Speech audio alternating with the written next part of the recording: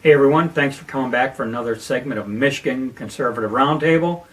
Mac, to my right, my name's TJ, and this one's going to contain a little bit of sadness. Just last week, a hero of ours passed away, Herman Cain, and he's going to be missed. He's going to be sorely missed by the conservatives, and a lot of the Trump supporters were actually Herman Cain supporters too. But I'll give a little brief bio on him. He was born December 13th, 1945, passed away last week, July 30, 2020. He was a syndicated columnist and a Tea Party activist. He got a Bachelor of Arts degree at Morehouse College and a master's degree from Purdue. Did you know that? I did not. Yeah, a master's degree in computer science. In the 1980s, he was hired by Pillsbury to manage up to 400 Burger Kings and was so successful that they transitioned him to another company that Pillsbury owned, Godfather's Pizza. And it was because of his success in Burger King that he became part of the Godfather's Pizza leadership, we'll say. In 1988, he and a group of investors actually bought out Godfather's Pizza. I guess up until his involvement, Godfather's Pizza was struggling. So the word I read was he was quite effective in turning all that around. Something else I didn't know about Herman Cain: from January of 1989 until August of 1996, he was with the Federal Reserve Bank of Kansas City. I did know that. All right, and at his time of retirement from the Federal Reserve Bank, he had risen to the rank of chairman. He got out of it because he wanted to pursue politics, and actually, a couple years prior to him leaving the Federal Reserve Bank, he was active in a group called National Restaurant Association, and he was one of the primary proponents against Bill Clinton in his Health Security Act. If you recall, when Bill Clinton became president, health security was kind of a big deal back then, and Herman Cain was vehemently opposed to it. I believe he tried to put Hillary in charge of it without, essentially creating a cabinet position with no confirmation from the Senate. Exactly. And surprise, surprise, Herman Cain was beating the drum of the effect on small businesses that it would have. Then in 2000, he became very involved in politics. Briefly, during the primary season, campaigned to be a Republican nominee. Did not win. And then in, 2004, he campaigned to be a senator in Georgia, but failed to win that primary also, unfortunately. And 2010 was when he really started getting active with the Tea Party groups, and he would on quite a few occasions would speak at Tea Party rallies. And after the 2012 midterm elections, announced that correction. After the 2010 midterm elections, he announced that he was going to run in 2012.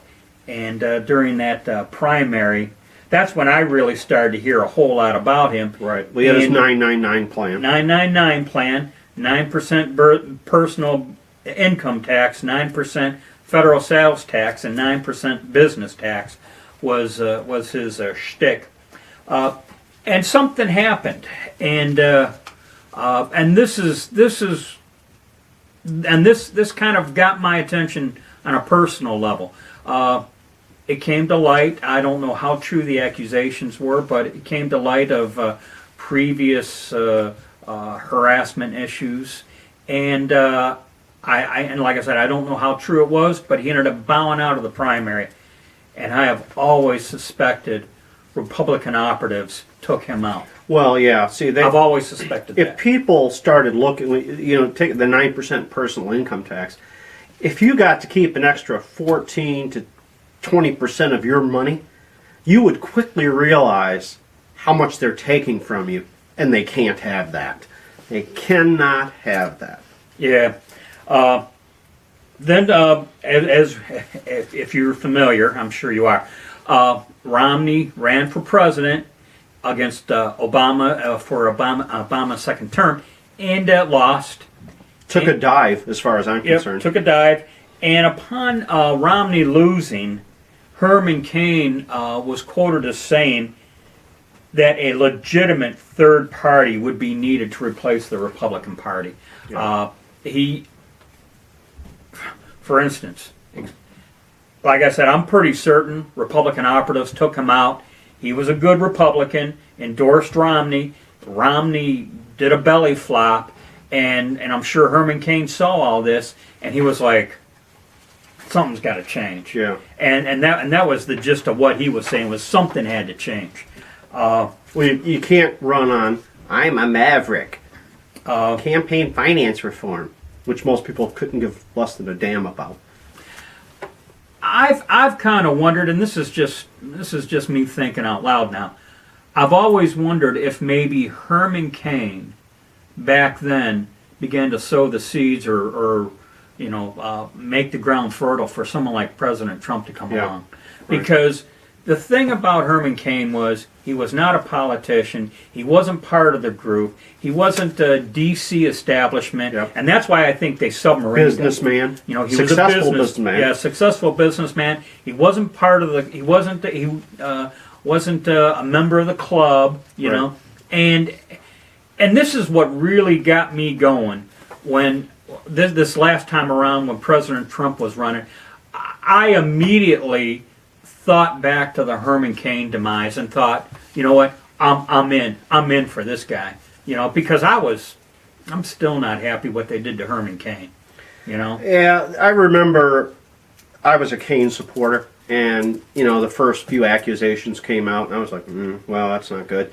And then it was like 20 women came out, and like you said, you don't know if they're true or not, but I suspect they weren't, and they're just going to crucify the guy or bork him, and years later they might have, you might say he was Kavanaugh'd. That's possible. I'll say this: we don't know how true the accusations were. However, virtually everyone has skeletons in their closet. There might have been something there. For me, it didn't matter. Okay. Yeah. It didn't matter. And I just it never sat well with me what happened to him. So when Trump came along, I was on board kind of for payback a little bit. Yeah, and here's the thing: two of probably in my lifetime, two of the most what would be considered moral men were presidents back to back, and that would be Gerald Ford and Jimmy Carter. Although I have big problems with Jimmy. And eventually later I would have problems with Ford. But at the time I was a Ford supporter. So that proves that and both of these men were very ineffective presidents. You don't have to be a saint to do a good job. Yeah, you that's don't. For sure. And I think President Trump has certainly proved that. Well, that's all I have in regards. I'll just tell you this: when I saw the news report, it caught my breath. I read it and I went, I don't know how you reacted, but that's what I did. I was a little surprised. I knew he was not well. Of course, they spun it to be a COVID death. Yeah, that's... I mean, what else are they going to tell us is a COVID death now? John Kennedy? Well, who knows? He will be missed. Mankind lost a good man, I would tell you. Yes. And that's all I got. Okay, that's a wrap. Thanks for watching. Stay tuned for the next one. And remember, be safe, watch your six, and don't tread on me.